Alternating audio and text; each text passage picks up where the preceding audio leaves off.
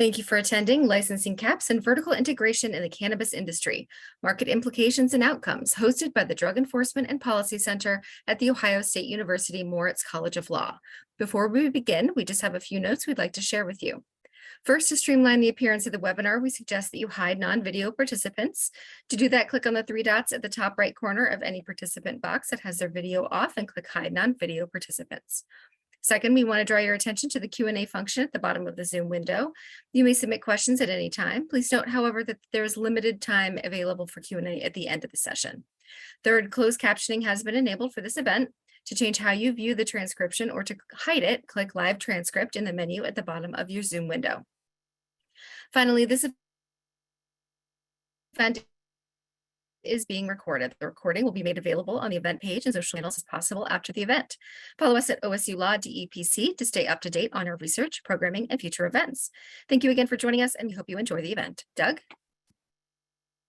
Thank you so much, Holly, and thanks to all of you joining us today. I am Professor Doug Berman, and I'm the Faculty Director of the Drug Enforcement and Policy Center, and I'm stealing just about 30 seconds at the front of this terrific program to not only welcome and thank our participants, but also the attendees, and to highlight that this is the third of a series of three events we've done this summer, which we've been calling the Cannabis Regulatory Deep Dive. And it's a part of our effort at the Drug Enforcement and Policy Center to elevate sophisticated conversations about the cannabis industry and drug policy reform more generally. And I couldn't be more grateful to have this event kind of conclude the summer as we think about the fall. And I'm especially grateful to now be able to hand it off to Natalie Fertig, who joins us from Politico, senior cannabis reporter, who's going to moderate what I'm excited to listen in on as a terrific discussion about cannabis regulation across the country.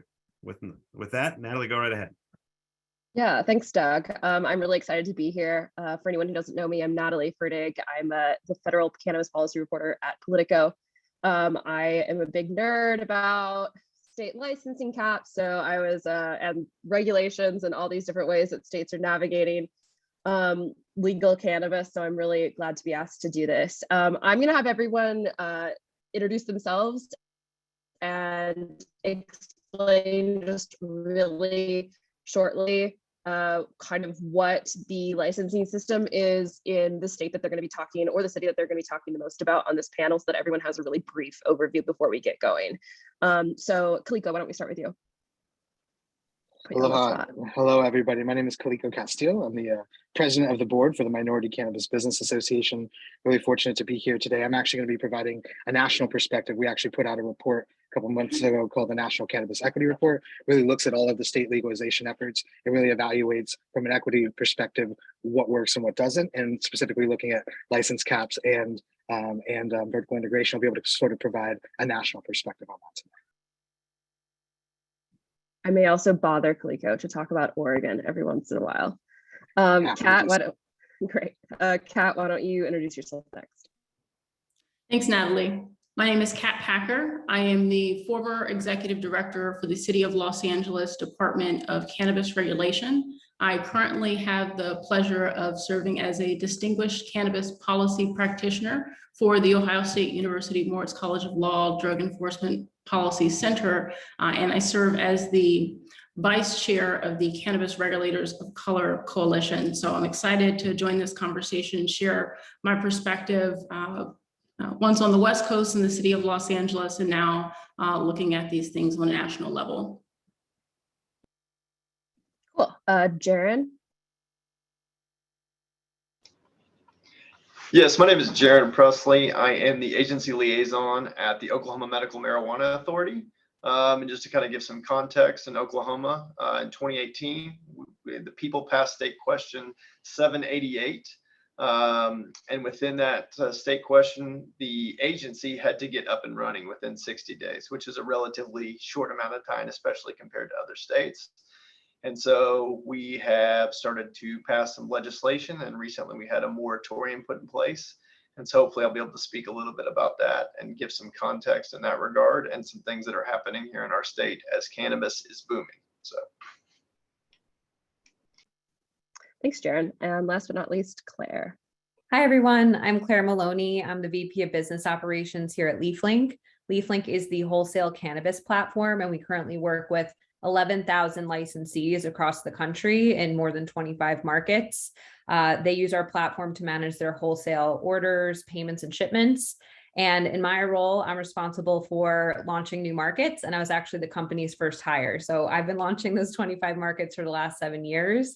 So I'll definitely be giving more of a national perspective today. Most recently, I've been focused on our launches in New York and New Jersey, and then I've spent a lot of time with our Illinois, Massachusetts, and Pennsylvania customers. So I'll have a bit of an East Coast lean, but I've definitely worked across the country.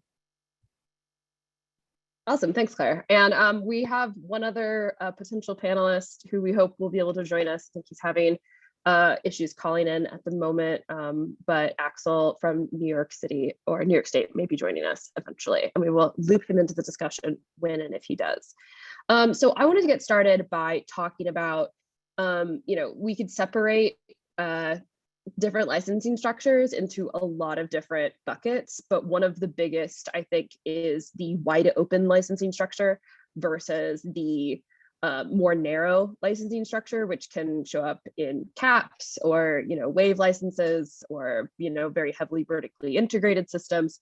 And let's just start by, I'd love everyone to sort of give their take on which tends to create a robust market from what they've seen. I know it's a complicated question, but kind of what are the pros and the cons of each system? So Kat, why don't you start by giving us your biggest pro and your biggest con of the closed system versus the open system? Thanks, Natalie. I through my previous experience working with the city of Los Angeles, just for context, the state of California does not have a cap on the number of licenses that it would issue, but like many jurisdictions, the state of California gives local authority to local jurisdictions to decide whether or not to allow, prohibit, or regulate commercial cannabis activity. What we've seen thus far throughout California is that many jurisdictions at the local level continue to outright prohibit commercial cannabis activity. But at the local level in the city of Los Angeles, the city of Los Angeles decided to license and regulate commercial cannabis activity starting back in 2018 when the state of California first began to license and implement its adult use program, but the city of Los Angeles did decide to put caps in place. I want to talk a little bit about this framework in the city of Los Angeles because it has matured over time. But the reality is that the city of Los Angeles did establish caps specifically for cultivation and for retail activity. What I saw as the lead regulator there was that there was just a huge demand to participate. Many more folks wanted to participate, particularly in cultivation and retail activity than the city's framework would allow. And with these caps that the city of Los Angeles has and other jurisdictions have, the second question that regulators and policymakers have to contend with when a cap is established is, well, what is that limit going to be? And then how are you going to determine who actually receives a license? Are you going to use a merit process? Or are you going to have a lottery? In the city of Los Angeles for our first round of retail, we had a first come, first serve model, and I have long spread word across the country that I hope folks don't replicate what we did in the city of Los Angeles in terms of our first come, first serve retail process, because what we saw happen at the local level was that it created this process that was extremely competitive. There was chaos and frenzy as folks moved very quickly to try and participate in what was a limited process. I believe ultimately we had close to 800 applicants participate for our first round of retail licenses, in which only 100 were going to be selected to move forward. And I say that with the context knowing that the city of Los Angeles's local market, even just for retail, is larger than some state markets for retail. But even with a cap of a first round of 100 licenses, what we saw was that frenzy and folks spending a lot of money to participate in the process. And I think the lesson learned for me, and that I try to share with regulators, is that there are going to be winners and losers when we have these competitive processes. And we have to be able to think intentionally about how we mitigate risk associated with participating in the process. Because what we saw in the city of Los Angeles was a lot of folks expend a lot of resources and then ultimately not be able to participate in the local market. So I'll stop there. That way we can tag some other folks in, Natalie. Yeah, we'll come back around to some of those things down the road a little bit. Jaren, you are representing Oklahoma here for us. And, Oklahoma and Oregon are sort of famously like the Wild West. Everyone wants to be the Wild West of cannabis now. Like Virginia got called that this week. I don't know what's happening with that. I guess they can come be part of the West if they want to be. But Jaren, Oklahoma, wide open. Kind of everybody who wants to get into this can get into this. But then at this point now, you're a few years in and you're starting to put some kind of tap that down a little bit, right? So tell us kind of where you came from and then where Oklahoma's at now. Yeah, Natalie. So where we came from would be very much a free market state where licensing fees are relatively inexpensive, especially compared to that of other states. So it's $2,500 for a commercial license. And then you pair that with the cheap cost, or I should say inexpensive cost of land here in our state of Oklahoma. And so what we've seen, especially in the early stages, is a large influx of people from other states, Colorado, California, moving to the state of Oklahoma and opening up cannabis businesses. Almost, I don't think when the state question was passed, that anybody could have anticipated the number of patients that the state of Oklahoma would have. We have close to 400,000 patients just underneath. And so there was a demand. And with that demand came more and more businesses, and regulation now. I should say the legislature and the people, I believe, would like us to get a better regulatory system in place to help regulate the industry. And a little bit what Kat talked about is I also feel that several people moved here for the reasons I mentioned. Low cost, but they really didn't take into account that the market was somewhat oversaturated, especially in the last year or so. Just 11,000 commercial licensees is quite a bit, and our state population, I'm not sure, reflects the demand for that many licensees.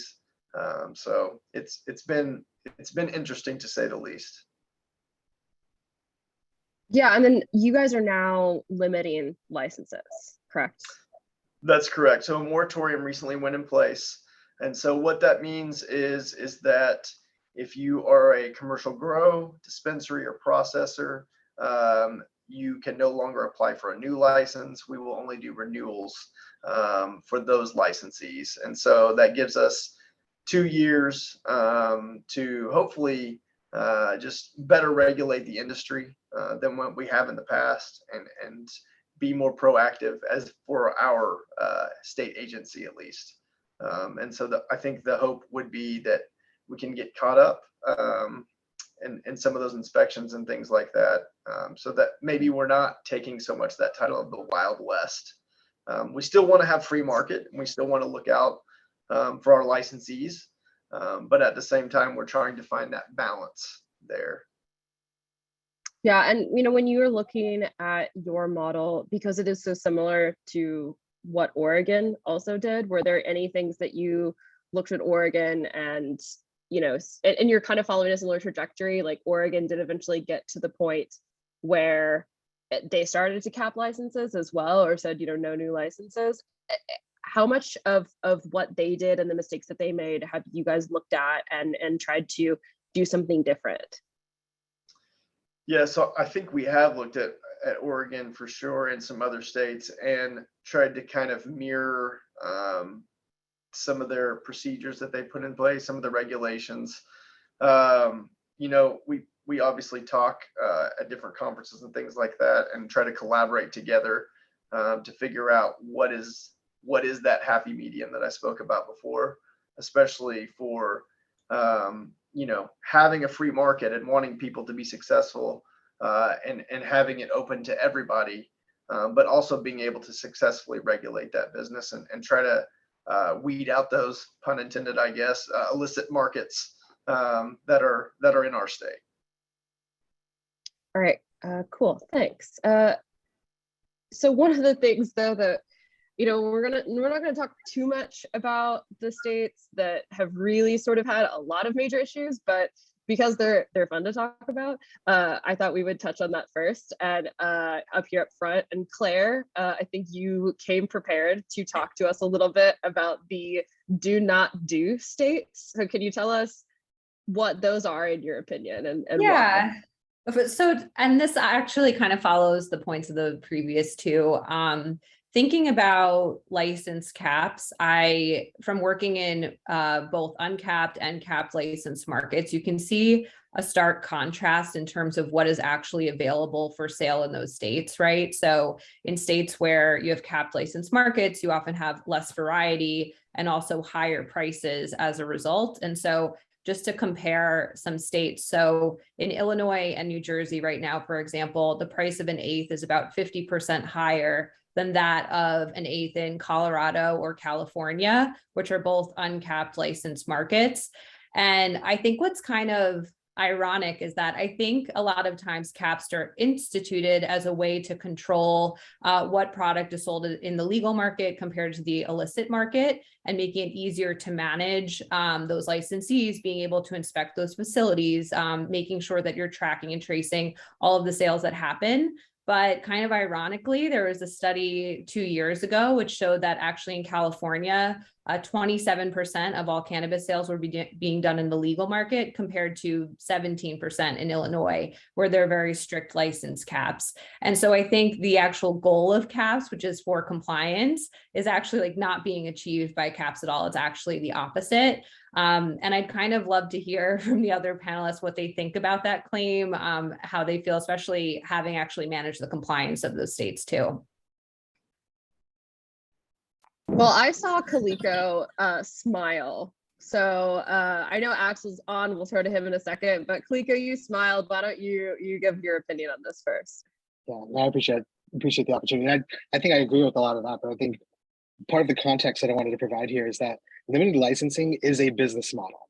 Like, it's literally how MSOs are pitching themselves to investors in order to maintain their market shares, right? So there's some aspect of, like, when we're talking about limited licensing, it's important from a regulatory standpoint, but it's also a policy that actually determines the equitable outcomes of the industry, right? So license cap, while, you know, they may be well-intentioned, end up having an effect where, even as Claire was saying, ends up proliferating the illicit market, but also ends up basically giving those markets away to these MSOs because they can just wait out everyone else and end up swallowing up through a bunch of MMAs. And then I think it's also important context that, you know, federal prohibition is the elephant in the room. We're talking about all of these regulatory schemes because we're trying to figure out how to keep the feds out of our states, right? So there's a certain element that, even with Oklahoma being sort of what it's going through, that in an open market with interstate commerce, like, these things would naturally play themselves out. And states like Oregon and California, that are natural export states, wouldn't be having an oversupply problem. They'd be having, right now, they have a market access problem. So I would just say that those are two important contexts, is that limited licensing is a business model that MSOs are very much benefiting from and helping to fight equity. And then the elephant in the room is 100% federal prohibition. And that's where we're trying to think of all of these creative ways to regulate a system that ultimately, if we had a truly free market, would end up working itself out, because it's ultimately not plutonium or uranium and doesn't require quite the level of regulations that we put on this industry at this point.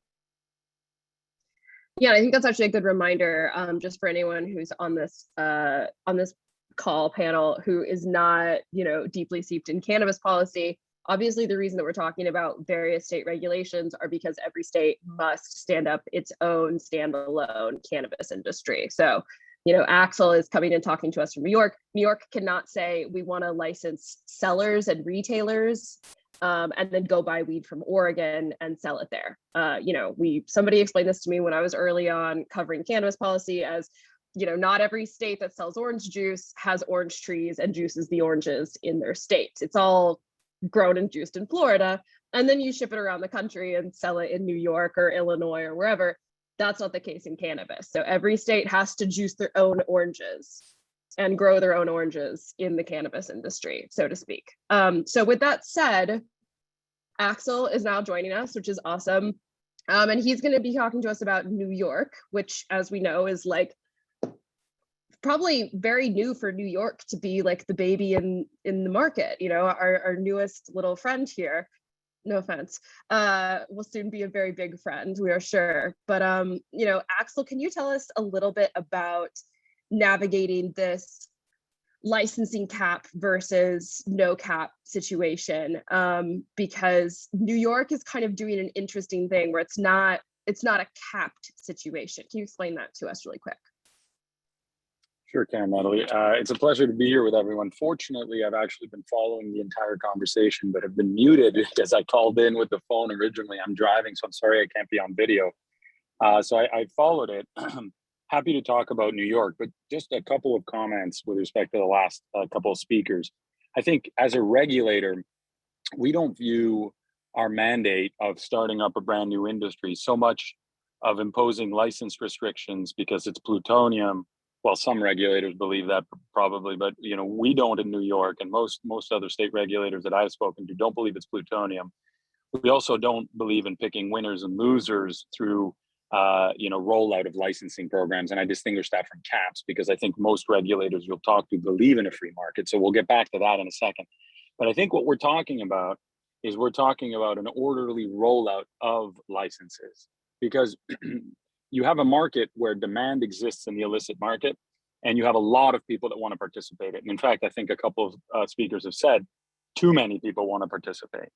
Everybody wants to come in. And the problem with something like cannabis that can be grown fairly inexpensively outdoors as well is that if everybody comes in at the same time, you crash the market and the prices bottom out, and you have a lot of people that get hurt. So our responsibility as regulators is to sort of ease into the market in an equitable way, and to make sure that when to get to the competitive nirvana everybody wants, we do so in a way that doesn't actually essentially bankrupt a bunch of small farmers, get social equity applicants to mortgage their house, borrow from their family, all of which we've seen repeatedly. So in New York, we've cut down on any costs associated with applying for a license. We've focused on equity. I can talk about that as well. But we have decided that licenses need to be rolled out in an orderly way. I love the idea of a free market. I'm an Adam Smith believer. I'm a competition attorney by training. So I do believe competition is the best outcome and people should be allowed to compete. I just have to get there. So how do you get there? So we are rolling out licenses. So eventually 5 years out, 7 years out, once there are signals from the market on what it costs to get in, what the supply levels are, what the number of retail stores are, you will be able to make an informed decision on whether you want to spend money to get into the market. You'll look at it and you'll say, there are X number of growers. I think I have a differentiated product. I can get into the market. Same thing on retail. I want to open. I think this community can support another retailer. This is the average cost of a retail location. So those market signals will be there. Right now, they don't exist.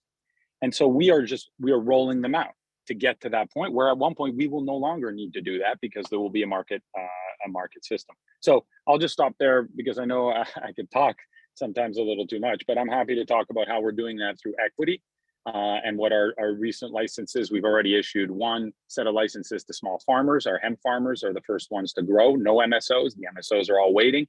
Secondly, we also just announced last week the opening of our dispensary licenses, and those all go to folks that have been convicted of a 221, which is our marijuana offense for sale or possession of marijuana. So we found, I think, hopefully ways to encourage equitable starts so that people that typically have been disproportionately impacted by the war on drugs get in early and start building that as we move towards the market.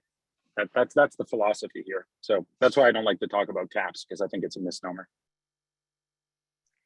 Yeah, so the one thing that I, as a journalist, now want to ask you is what, where are the pressure points in this? It seems like every state that's come up with a system to get equity applicants in off the bat has hit pressure points that they didn't expect. Kat was recently talking about all of the resources that a lot of different people applying for licenses had to get ahead of time. And we know often that equity applicants do not have the same resources as, say, someone who's been working in real estate for 20 years in Los Angeles and has all of these connections, resources, and deep-pocketed people who are going to put into this. And it's something that also came up in Massachusetts as well. So that was not a licensing fee. That was not, a regulatory hurdle. That was simply being the best pitch and being, in Los Angeles's case, it was being the first to the table. So how are you making sure that there aren't extraneous financial burdens on the equity applicants that are coming to try to make it into the first round, which is still going to be heavily competitive? So happy to take that again. Thank you, Natalie. I mean, I think that actually raises 2 points. One is, how do we learn from CAT and all the other West Coast and East Coast and Midwestern states that have already legalized? And I can tell you what we've learned from the giants on whose shoulders we stand, and it is a lot. And every new state gets to sort of perfect that approach. But second, it addresses what Kaliko mentioned about the free market and making sure that everybody who wants a license gets to go, and letting folks that have been disproportionately impacted go first with everybody else. The caps favor MSOs, haven't worked. Not sure what are we saying we can do differently. And I'd be open to hearing about that. But when you open it up entirely to competition, to your point exactly, it is unsurprising that the people that are going to have the best head start are able to do so. So by doing nothing in terms of rollout and in terms of focusing on social equity, you guarantee that the people that have most money will get in first and will crush the competition. So that's what we've seen repeatedly. So I think that's a given. And what can the state do to fix it? So what did we do to fix it? Well, we started by looking at what the cost is to apply, and we reduced that absolutely, entirely. So originally what some states did was require you to meet certain requirements and show your security plan, show your diversity plan, show all these things that were aspirational fundamentally that nobody had. So it meant hiring an attorney and hiring a consultant to give you the best possible plan. We've removed all of that. We focused on the individual. And in this case, the individual has to have a conviction for marijuana possession or sale. So we do that. We make the application extraordinarily simple. We focus on social justice and social equity applicants. And that's just sort of the cornerstone of our application process. Does anyone want to jump in with any thoughts on that before we sort of transition? I'll just jump in real quickly and just say that, I agree with a lot of what Axel said. I'm quoted in some articles recently about that. I think the New York as written is one of the best bills out there, right? And I think has been very thoughtful about these things as it relates to rollout. And I do think that that's a lesson learned from the West Coast, that we want to make the barriers to entry as low as possible so that people have the opportunity to get in. But I do think being thoughtful about who gets in when is one of those places where you can put your thumb on the scale and be able to get to an equitable place. So I definitely, hats off to Axel and everybody who's working on the New York, situation. I think that's the best opportunity we have to get to an equitable market right now as a state. I'll just add on the conversation around these limited licensing caps. I don't think that we are in a place that's so far removed that some of these issues can't be addressed. As I talk to regulators thinking about folks who are starting this for the first time, for example, the County of Los Angeles has a plan so that they're starting very narrow, only issuing maybe a dozen license types across the board, but that still allows for folks, room for folks to grow. And so what I'd love to see are some of these jurisdictions that have limited licensing schemes begin to consider what it would look like to take maybe the New York approach and model and do the next wave of licensing in those particular jurisdictions. I think that we will be able to see more diversity, more participation, but in order for that to happen, this second wave of folks who are participating need to have access to the resources that they need to be successful. That being said, I think that there is a lot of work that we can do. We can talk about equity and access, but if there's no access to begin with, it's difficult to have equity and access. And so I do think that at the local level and the state level, jurisdictions can start to reconsider that.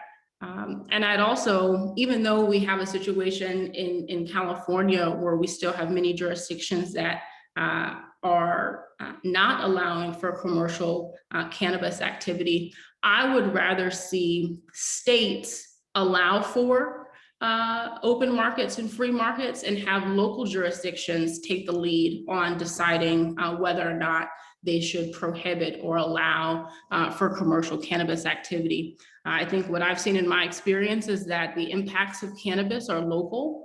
Local regulators need to be empowered to manage cannabis-related issues. And I think part of what we're talking about, as evidenced by Jaron and Axel, from a regulator's perspective, is the administrative burden that we have when we're trying to implement these programs for the first time. And what it takes to impose 100 different requirements, how much time, how many staff do you need, what level of review is being done.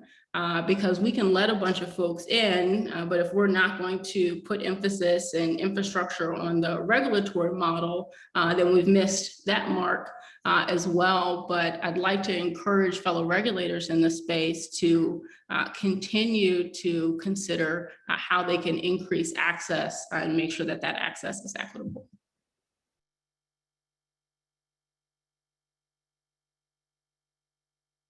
Oops, did either Claire or Jaron, did either of you want to hop in on that? I did reflect before joining this panel on some customers of ours that I've seen have that first to market advantage and what that's looked like over time. And I do think there are a number of factors that play into whether the first to market entrants win or lose and what that looks like. And I'm personally excited that New York is going to have more of an equal playing field as compared to some other markets we've seen. But just to give like a couple of anecdotes here, one is Massachusetts, right? In the medical market, you had 60 vertical operators, and then they all had the first right of access to the adult use market. And then over time, that market has released more and more licenses. And now I would say probably last year, it finally had enough flower to serve the whole adult use market and actually had competition. And I've talked to some of the first entrants there, and they essentially said, when we started, it was all about getting flower on shelves. No one had enough flower. And so we could charge almost anything we wanted for that flower and it would sell, right? And it wasn't about the branding of the flower or even the quality. It was just about, do you have flower, yes or no? And I think that will definitely happen in the early days in New York, as well as some of these other earlier markets where it's literally just about supply and demand. But over time, I think what really wins is the actual branding, right? And so I've seen other operators in states that like Colorado and California be some of the earliest licensees, and they now have edibles brands that are in 10 plus states across the country. And that's because they really focused on their branding and they focused on a mix of pricing and innovation within their products, and were able to scale across the country. And so, I see different stories based on how people focused on the early days and whether they focused on, hey, I'm first to market and I have supply and I can sell it, or hey, I'm first to market and I'm going to take this opportunity to build my brand. And I'm hoping that these first licensees in New York will spend that time that they get focusing on how to build their brand so they truly can scale as New York scales and introduces more licenses and more competition over time.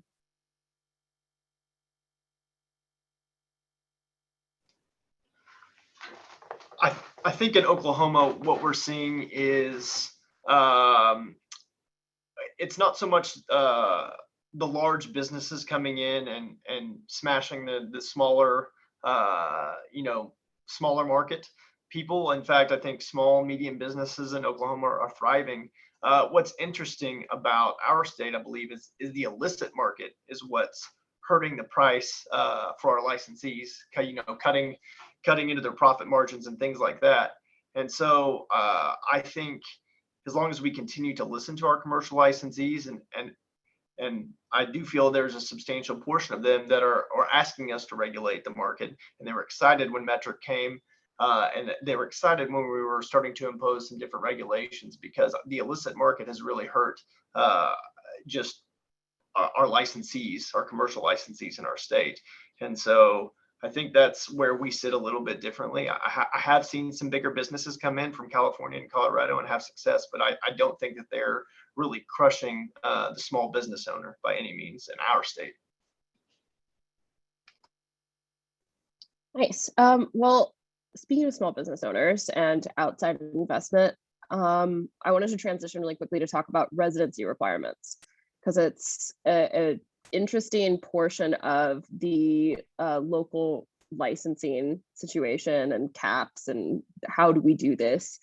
And in Maine recently, there was a case deciding that the Maine's residency requirement for dispensary ownership was struck down by the court. So there's a couple other states like Washington State that maybe also be relooking at the residency requirements.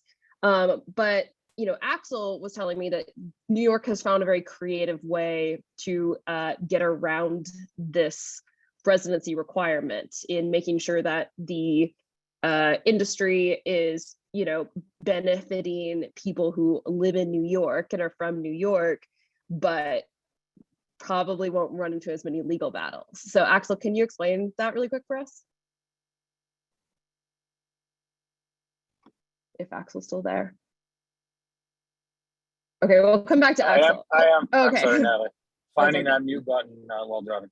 So, yeah, I don't know if I'd characterize it exactly as you do, because it sounds like we're trying to circumvent something and found a duplicitous way to get to the same goal. We understand the basis of the Commerce Clause and non-discrimination against residents from other states. But what we've realized is that what we're doing as regulators in New York is we're trying to make up for the harms that were caused by the state of New York. And so when you reframe the issue there, and you don't talk about favoring a particular resident for just the fact that they are a resident, that's where you get in trouble. That's where the Supreme Court says, and the Constitution says, why are you putting your resident above anybody else's resident? But if you flip it and you ask yourself, what harm has the state of New York's criminalization of cannabis policy caused? Then you start, the way we frame it is, well, who has it arrested? Who has it convicted? So we don't discriminate if someone from New Jersey has come to New York and was convicted of an offense for selling cannabis in Union Square. They will have the same opportunity to apply for a dispensary license under our program from last week as someone who is from New York who similarly got convicted for that sale offense. So we make it about New York as the perpetrator. I feel terrible saying that about my state, but I mean that in the most respectful of ways, just misguided, social policy over the last 30 years of criminalizing something that's a public health issue. And so that's how I think by flipping it, you look at it that way. The second thing is a question of residency. Some states have, Maine's case. It's not clear from me, and I've asked some of our councils to look at it, but it's not clear yet whether that would apply to for example, requirement that whoever applies as a social equity applicant, low income, neighborhood that has been disproportionately impacted by the war on drugs. Would that kind of residency requirement also be struck down?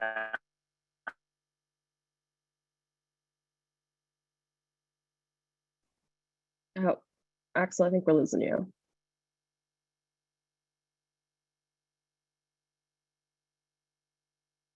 All right, we'll come back to Axel. He's driving. It's a little hard, but Jaron, you guys. Axel, we'll come back to you.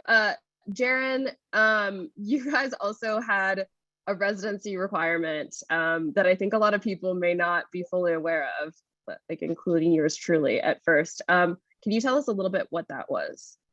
Yeah, so you have to be a resident of the state of Oklahoma for 2 years, and that resident has to have 75% ownership in the business. So that is our requirement for a commercial licensee. I will say the goal when that was written was obviously to give back to fellow Oklahomans to hopefully they would be the one to prosper from the industry. However, we have found that there are some interesting loopholes and things like that that have allowed businesses from other states to come in and operate in this market. And so then I think we just, as a regulatory body, look and reflect on our practices and ask ourselves how can we improve upon not only just looking out for the residents of our state, but also looking out for all of our commercial licensees. So Jaron, I'm going to stay on you for a second for a slightly different question that actually popped up in the Q&A. And I think it's a good question based on what we've just been talking about with, you mentioned the illicit market, the unlicensed market in Oklahoma, and how you guys are still dealing with that. I know this is something that's popped up in almost every state. I know Kat dealt with it in Los Angeles. I know that New York is currently looking at how they're dealing with some of the different businesses that have popped up. I mean, there was a bunch of trucks in Times Square that were shut down 2 weeks ago. If one of the purposes for legalizing marijuana is to undo the negative harms of the criminalization of marijuana, what do we do with unlicensed marijuana grows that are then undermining local business owners, especially the equity business owners that are coming from that type of harm? It's like this weird cycle, right, where you're saying we're trying to put people into a place where they can economically benefit because we put them in jail for this thing that we don't think is worthy of jail, but then other people are continuing to break the new laws and undermine these equity applicants' ability to make money and to succeed in the industry. So it's a big, tough question, but I'd be interested in hearing from Jaron, Kat, Axel, and Kaliko, and Claire, if you have anything else to add also about this issue, because I think it's a really pressing one. So Jaron, why don't you start? Well, I think that's a tough question. And once again, that goes back to reflecting on our practices at regulatory body is how can we get those illicit, the illicit market, can we cut that down? I don't know that we'll ever be able to get rid of it, but how can we start making a dent in that? And that's why we've implemented some different things, especially recently with the moratorium, with Metric, which is our seed to sale program, those sorts of things to hopefully put a dent in that illicit market so that our commercial licensees can be successful and profitable within the business. I would be interested to hear other people's take that's not a regulatory body on this issue a little bit, just because I'm interested to get their perspective on, I think as you pointed out, the criminalization of marijuana and things like that. I would be interested to see how they interpret the illicit market and how big it is in other states as well. Because once again, in our state, I would call it a substantial illicit market that we have in the state of Oklahoma. Well, why don't we hop to Kaliko then, from the non-regulator's perspective? Appreciate it. I think in general, as MCBA, we are opposed to the idea of starting a war on drugs 2.0, right? Which I think we run the risk of doing when we talk about sort of recriminalizing people for not obeying these laws. So I feel like from a regulatory standpoint, obviously some of you guys are doing a great job. We need to be making it as easy as possible for people to get in, lowering the barriers to entry, because most people who are dealing with cannabis are not trying to stay in the illicit market. They know it's too tough to get into the legal marketplace, whether that's state regulations or local taxes. We need to be thinking holistically about how we're creating an economy and a system here where everybody can get in. And that way, truly, if people are part of organized crime or these other sort of aspects of illicit market stuff, those can be dealt with in the way that is criminal, because those are different criminal offenses rather than the crime itself being growing, possessing, and distributing a plant that we now, as a society are deeming is no longer worth locking people into jail for. So I do think that we don't want to see a recriminalization or a crackdown from a law enforcement perspective. I think, being able to levy fines and that sort of stuff is a way to be able to do that. But ultimately, our job is to make it easier for people to get into the industry so that there's not an excuse for them to be in the illicit market. Right now, in places like California and Oregon, you can still make good money being in the illicit market because it's tough for a lot of those folks to be able to get into the legal marketplace. I think this conversation around licensing in the unlicensed market is critical for folks who work on criminal justice issues and regulators, policymakers to have a conversation together. Early on, we tried to make this point that because a license is literally your ticket to doing this legally, this is part of the reason why it's critically important for communities who have been historically disenfranchised, historically criminalized, to have access to these licenses. Because if they do not have access to the licensing, if they are not a part of as owners and as a part of the workforce, then these are going to be the folks who we're going to continue to see criminalized. And unfortunately, I can predict and name, particularly if we don't put policies in place to mitigate against this, that we will see a 2.0 and 3.0. I think of the drug war. I've seen it in the city of Los Angeles, where this conversation has come up even from existing operators who have said, you know, we want to see, we want to make sure that there's fair competition in this market. And so we want you to, we want the law enforcement to take care of this issue. What I'd recommend, and the things that we've organized and engaged on at the local level, is really trying to figure out how we remove law enforcement from the center of this conversation. And that's where regulators step up. It should be regulators who are leading these conversations, trying to figure out how to pull folks in to their systems. That's not to say that law enforcement doesn't have a role to play. But I think that the reality is that regulators need to start playing a larger role. And over time, we should see the role of law enforcement reduced. Just like we want to see the size of folks who are participating in the unlicensed market reduced. But I think that that requires reducing barriers so that they can participate legally. Natalie, I want to comment for a second on something that Jaron was mentioning earlier when we were talking about these residency requirements. And I'm going to talk about the administrative burden that are put on regulators. I can talk about this a little bit more freely now that I'm a former regulator, but regulators know that I've got you in mind as I make this plea. The reality is that sometimes we create these regulatory structures that have all of these requirements with intention, whether they be residency requirements or otherwise. But if there's not going to be an intentional administrative effort, resources put to do the due diligence to make sure that businesses are meeting these requirements, the requirements themselves mean nothing. So even when we have a conversation about residency requirements in certain states, I'm going to continue to reiterate that every single state has a different definition of owner.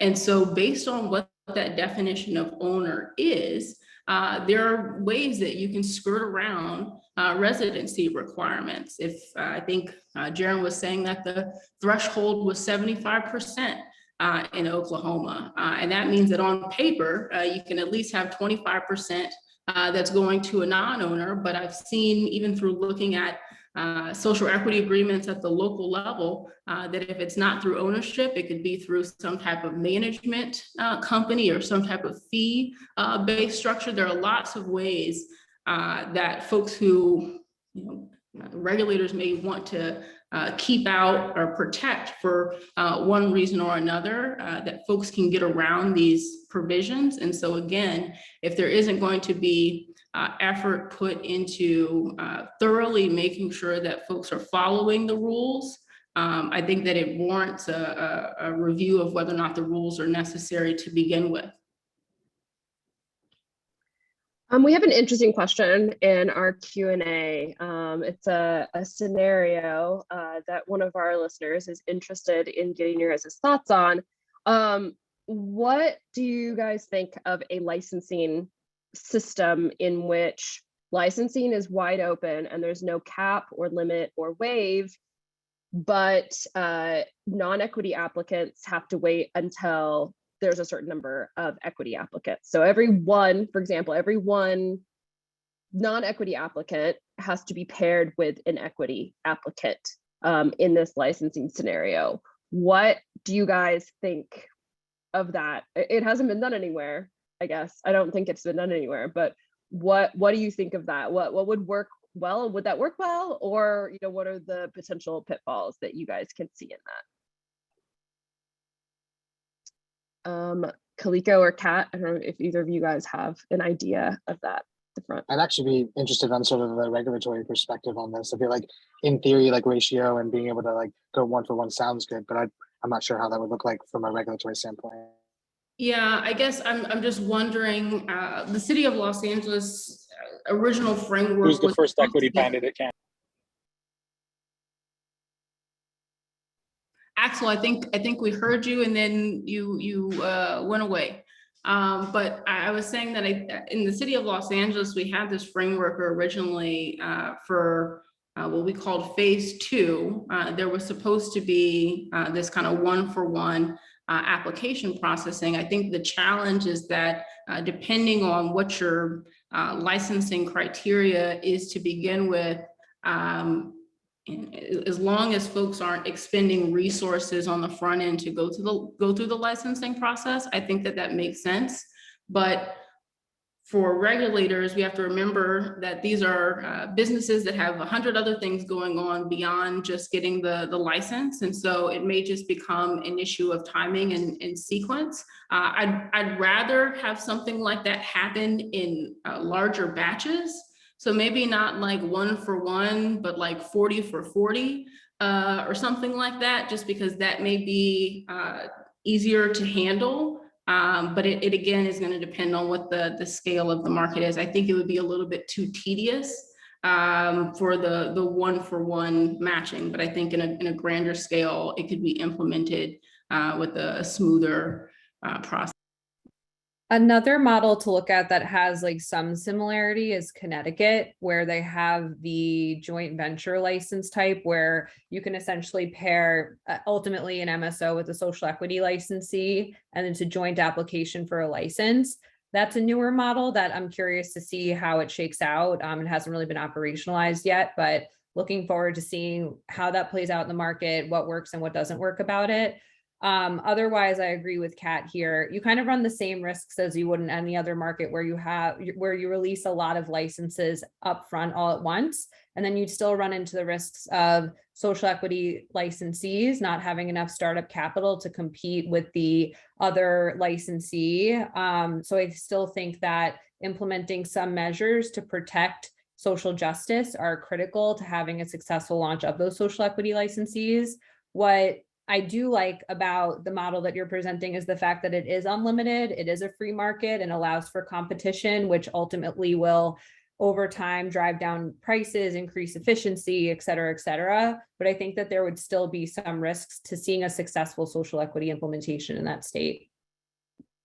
Another model that I don't know that we've discussed thus far, but I think is reasonable and folks could consider it, is not having a limit on the number of licenses that would be issued, but prioritizing those licenses specifically for social equity applicants, or providing those licenses exclusively to social equity applicants for a period of time. I know that this is something that Massachusetts and the city of Los Angeles has done specifically in relation to its delivery and retail activity.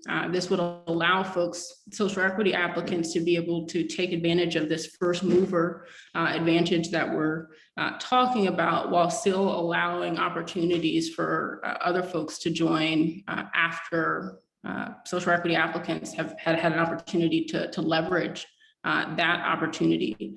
Another point that I want to make, and this is something that my colleague, Shalene Title, who's also a distinguished cannabis policy practitioner in residence for the center, has put together. She's put together some excellent papers over the summer.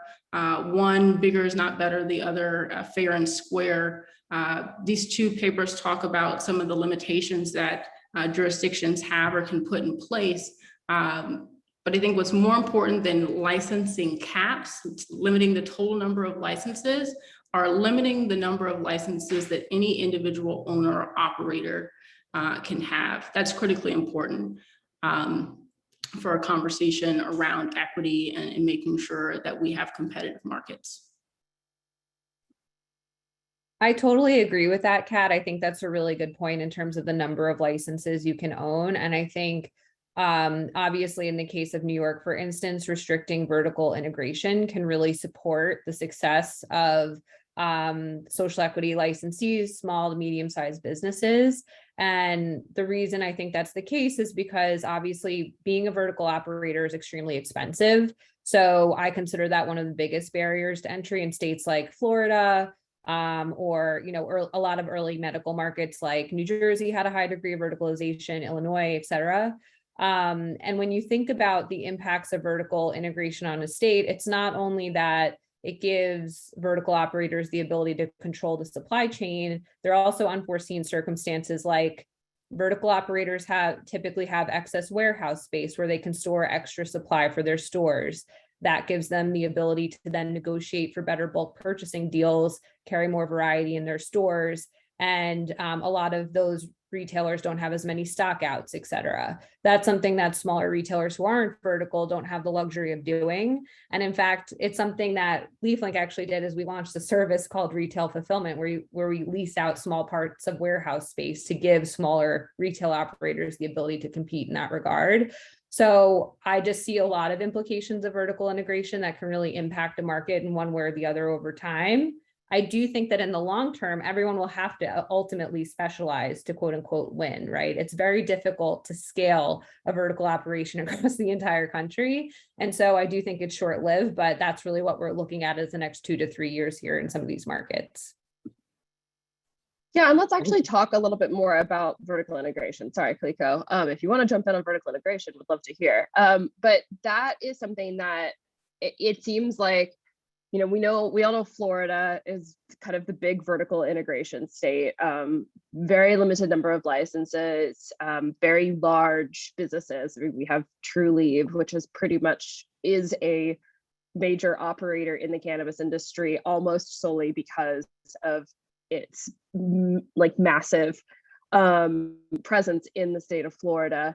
How, you know, Kaliko, actually, I do want to go to you on this. How does vertical integration impact equity, and also, if you have any thoughts, impact you know, the ability for just anyone that's not like Trulieve to get into the market? For sure, appreciate that. I think I agree with a lot of what Claire said. I think also, like, thinking back at our National Cannabis Equity Report we put out a few months ago, and looking at it, like only 13 states of all of the legal cannabis states require vertical integration. Obviously, Florida being one of those sort of things. Colorado early on required vertical integration to a certain level and then ended up tapping back. But, you know, I think from our perspective, we still see license caps as being more ubiquitous and more harmful to an equity than having vertical integration. I think vertical integration is an example from my perspective of over-regulation, right? Either requiring it just doesn't make sense because that does harm equity operators because it's so hard to finance. But I think, you know, if banning vertical integration makes just as least amount of sense. So you shouldn't ban vertical integration too, because that's an efficiency model that if you are an equity, you know, operator, or just a black and brown operator who is not an equity applicant, if you want to be able to reach this, you know, economies of scale and efficiencies, you should be able to vertically integrate if you want to. So I think this is really an example of maybe we're tweaking the markets a little bit too much, even though if we were requiring vertical integration, it would definitely harm and disproportionately impact small business owners as well as black and brown entrepreneurs. Kat, California is like the opposite of a vertically integrated state, but you do have a micro business license, correct? That is sort of semi-vertically integrated. Kind of refresh me on that, and then give me your take on this question. So there's not an outright prohibition on vertical integration in California.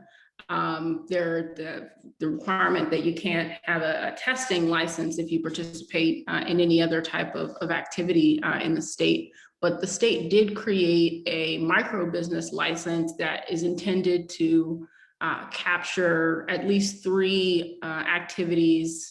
Commercial cannabis activities could be cultivation, manufacturing, retail, or distribution, any combination of those three. And the intention was to try and, I think, reduce the regulatory fee and hurdle by providing it under some type of one license type. But I think in practice, the barriers and burdens for the applicant have been almost the same, even under that micro business license, just because of the underlying activities. You're going to have to go through separate inspections for a cultivation site versus a retail site. You're going to have different agencies engaged with that particular type of operation. The thing I want to comment on, though, for context, is the policy that essentially allows for vertical integration when we transition or automatically prioritize medical operators. The reality is that this framing for adult use is often coming from whatever medical model exists. And for example, and this is important context as well, California didn't regulate medical cannabis activity for 20 years, right? And so when we started this conversation in 2015 through 2018, the state of California was trying to both set up a medical and adult use program at the same time. Which meant that any type of regulatory system was set up at the local level. And I think local jurisdictions leading this conversation early on, there were concerns about over proliferation of cannabis activities. And so the term that was used is co-location. It required all activities to be co-located at the same facility. And that in turn created vertical integration because businesses couldn't move their operations under multiple roofs. And I think that has caused an issue in that currently in the city of Los Angeles, we have operators who are, for example, doing cultivation in spaces that would normally only allow retail. And so now we have businesses that need to be able to move. But this medical transition is really framing, I think, for a lot of markets, who's allowed to participate in vertical integration first, and whether or not that's a permissive policy or a restrictive policy. Kat, as a follow-up question, I'm kind of curious on your take about this, considering you're from California. I'm interested in the distribution layer in California and how you think it has supported or not supported social equity licensees or small business owners, because to me, that's one of the layers that's inserted in California that disaggregates the market. And I know that New York will have that layer as well. And I'm kind of curious on your take on how that's impacted the market from a non-verticalization standpoint. Yeah, I mean, I think in the state of California, at least in my experience in the city of Los Angeles, this is one of the activities that wasn't capped. It was a relatively lower barrier to entry for some folks. And so we saw many social equity applicants take advantage of the distribution license in the city of Los Angeles. I think for me, I haven't looked at the aggregate data yet across the state to determine how those applicants are faring in comparison to non-equity applicants. Claire. Gotcha. Yeah, I think anecdotally, what I've heard from some of our clients in California is that it can sometimes be difficult if you want to work with a third-party distributor to have them represent you with the same share of voice as larger operators who have bigger brand recognition in the state. And so it can be a challenge to find that equal share of voice, but it's similarly expensive to do it yourself, right? Like in Massachusetts, the cost of getting just one truck is like $250,000 a year between the insurance, they require a 2-person vehicle there, the compliance outfitting, fuel, et cetera. And so it's extremely expensive to stand up your own distribution operation as well. And so that's what I was kind of curious about the dynamics in California and maybe what we can expect to see there in New York. Yeah, I'll add as a caveat, California has 2 distribution licenses. There's the regular distribution license, and then there's the distribution transport only. I think part of what I've seen happen at the local level in the city of Los Angeles is I heard from a lot of social equity applicants who said early on, and this was before we had opened up opportunities for these folks to participate in retail activity. But I got a lot of complaints about folks' inability to reach retail shelves and just the reality that some retailers were charging exorbitant amounts of money to allow folks on their shelves, even retailers who might have a specific section of their store dedicated to highlighting minority and equity entrepreneurs were still charging those entrepreneurs outrageous rates just to make it. And so the need for equitable distribution, I think, was made clear to me during my time in the city. All right, you guys, I've got a interesting question about vertical integration from one of our attendees here. As you may know, vertical integration is has some pretty strong restrictions on it in the CAOA, the Schumer-Wyden-Booker bill. It's also something that is not fully legal in the existing alcohol industry, which they did model the CAOA after. Obviously, there are like micro business licenses for breweries and alcohol, and the same thing would be possible in the cannabis industry. But this attendee asks, given that, how does cannabis ethically allow vertical integration when it was the root cause of the prohibition of alcohol in 1919 and is prohibited by the CAOA and various other bills on at the federal level that may eventually pass? And anyone jump in when you feel like you have an answer for this, or I'll just call on someone. Seems like at the federal level, there's going to be plenty of education that needs to be done no matter what, right? So like as the CAOA stands now, it's not going to be the way it is when something ultimately gets passed. So I think this will be something that probably will be brought up. I think that in general, like vertical integration, once again, is like, this is us putting our hands a little bit too much on the market, and we should allow folks to be able to do whatever it is they need to do to run an efficient business. And then I think that, like, you know, in general, the opportunity for small businesses to get to a place where they want to vertically integrate is something they want to do. For large players, it makes sense that they would be able to do it. So I just think that, like, at the federal level, we're going to have to educate them about the reason why you shouldn't ban vertical integration. It just, to me, is just too much of playing with the market. And I don't know that this is inconsistent with what you just said, Kaliko, but I'd rather see a ban on vertical integration than requirements for vertical integration. And a lot of the times with some of these regulatory decisions, it's not so much a matter of this is bad or good. It's just a matter of, if you do this, there are going to be these consequences. And so again, if you're going to allow for something like vertical integration, you have to be thinking about the other strategies that can be employed to make sure that we don't have systems that are anti-competitive or unfair or create monopolies. I don't think it's one or the other. I think that as we approach what the model for federal regulation is going to look like, we're going to have to contend with and grapple with all of these things. And I think all of these things are fair questions. I would be more concerned about any of us, saying specifically we can or cannot do something as if we're so sure of things less than a decade in.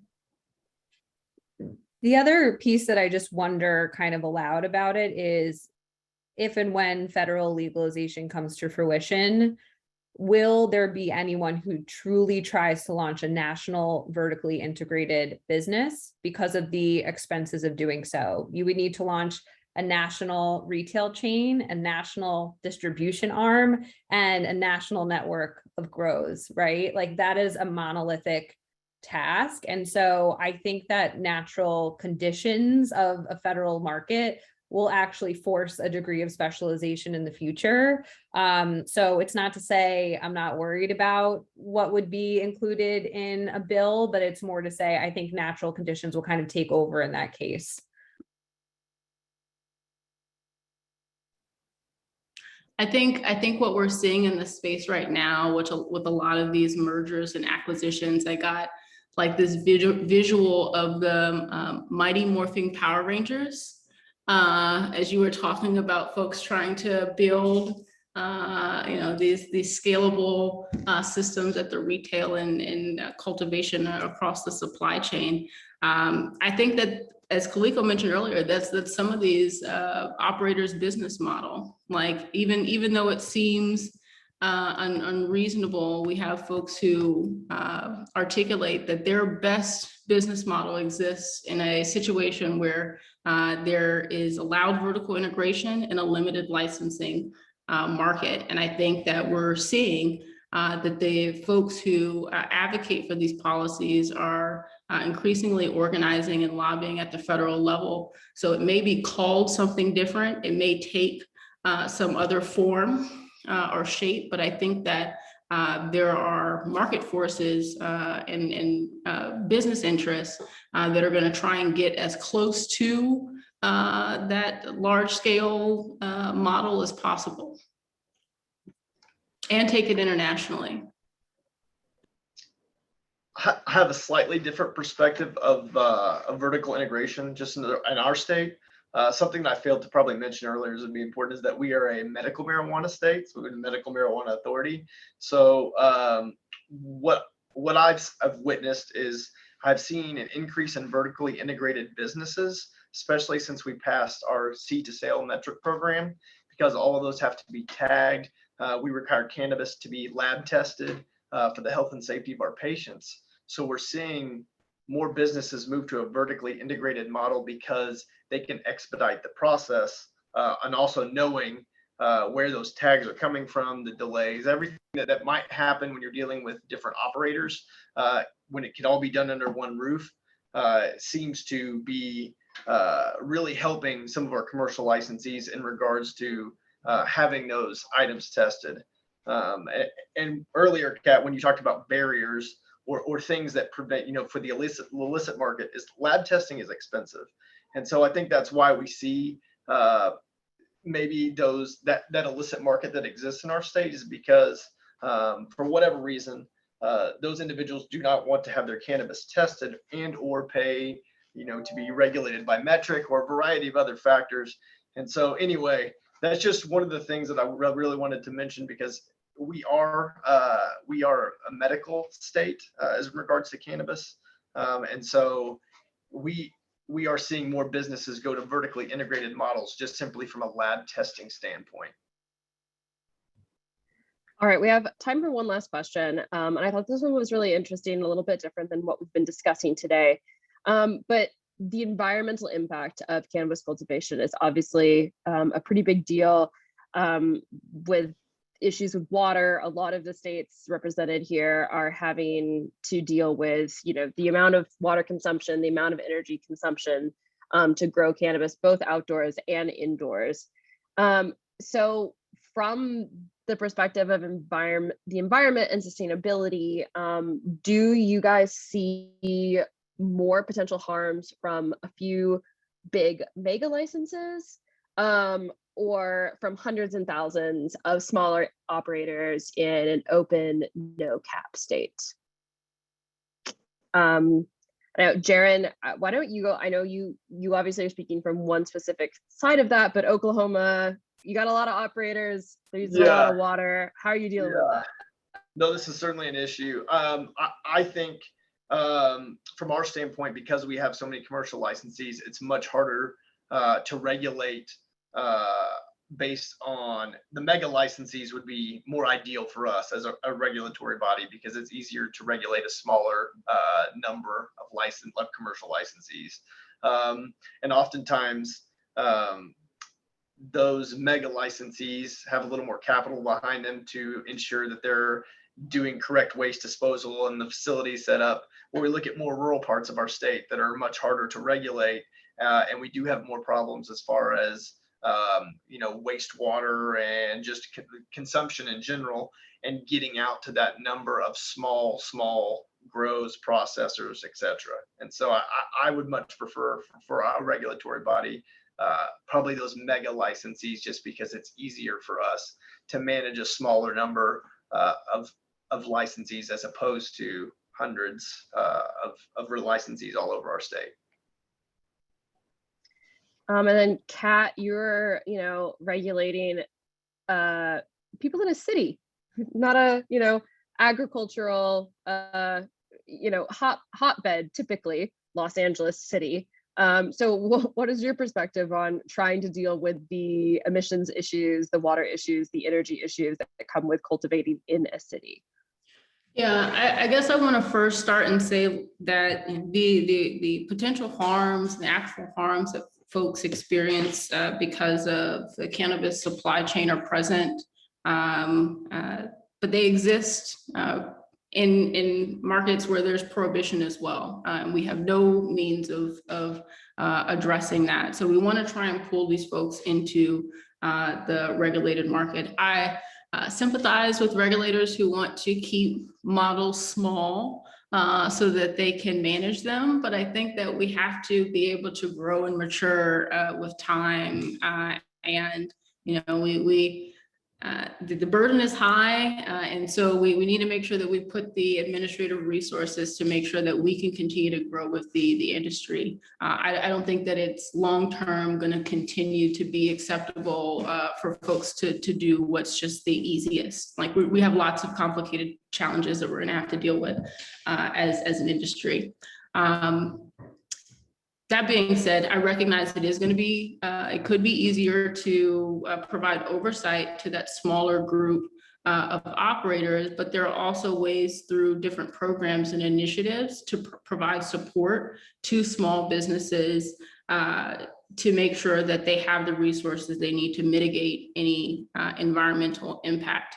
I think as we start to have conversation about other jurisdictions opening up, and whatever federal federal legalization regulation looks like, interstate commerce, I think that the reality is that a lot of commercial cannabis activity is going to move. There's going to be a lot of movement, because what we're seeing right now in these compressed markets is, there's limited opportunity. And so people are taking the opportunity that is there. People are, you wouldn't normally grow the way that folks are growing in the city of Los Angeles in these large warehouses, maybe more so in the city of Los Angeles than in other places across the country. But I think a lot of grow is going to move outdoors, just where it's most economic and efficient to produce it. And so I think a lot of these indoor, particularly cultivation issues, the market is going to pull away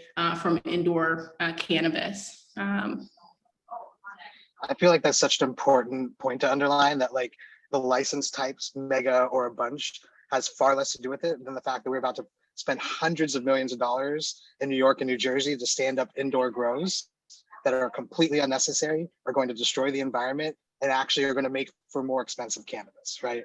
Like it is tough, and like obviously interstate commerce is going to be a very nuanced and thoughtful conversation that needs to be had. But I think one of the things that we're dealing with right now is that there's so much inefficiency in this industry right now because we are fighting the forces of natural free market systems and capitalism. And I say that as a Bernie Sanders lefty guy. Like this is a thing that we're setting ourselves up that in the long run, we are going to see all that movement, because this is just not a sustainable marketplace that we're currently setting up right now. I will say, as someone who's been covering all of this environment stuff, a lot of agriculture in the United States is moving indoors slowly as water gets rarer, because you can, if you have the right systems, you can recycle the water. So cannabis in some ways might be leading the environment agricultural train when we think about indoor cultivation, but obviously the technology is very expensive. I think Jerry made a really great point in terms of the money that is required a lot of the times to make grows all over the country actually sustainable. But yeah, we are at the end. I feel like we could do a whole nother panel just about what happens after federal legalization, because all of this might change. Who knows what exactly that will look like. There were a lot of questions in the Q&A we did not get to. Unfortunately, we lost Axel en route. Also, unfortunately, so I can't throw to him, but Claire, you're the last person who didn't talk about, who wasn't just talking in answer to this last question. So I'll leave it to you to give us some last thoughts here. Sure. And kind of ironic too, because my undergrad degree is in sustainability and it's what I did for years before joining the cannabis industry. And I will say it was kind of tough coming over to this industry just because I cared so much about energy efficiency. And I think, Kaliko, you made a really good point about how grows are kind of known to be energy inefficient. I think from our perspective, this is kind of a different take. We think a lot about, because we have a logistics arm at LeafLink and we partner with logistics partners nationally, we're actually looking at the environmental impact of all of the trucks that are on the road moving cannabis, because if every single operator in a certain state has their own fleet, that means you have lines of trucks outside of retailers that are 10 trucks deep, all to deliver products to the same store. And so we're thinking a lot about how we can change our environmental impact through logistics specifically by creating really efficient routes and consolidating some shipments. And so that's what we're really excited about personally in terms of what we can do for the industry. Awesome. Well, that is our panel for today. I believe we went slightly over our allotted time. It was a great discussion. I'm so sorry to everyone whose questions we didn't get to. You can always reach out to people via social media or anything like that. I know everyone here is very kind and nice and loves to answer questions. So yeah, thank you all for joining me and all of us today. And check out the next OSU panel coming up. I think the information is in the chat. So yeah, goodbye. Thanks, everybody. Thanks, everybody.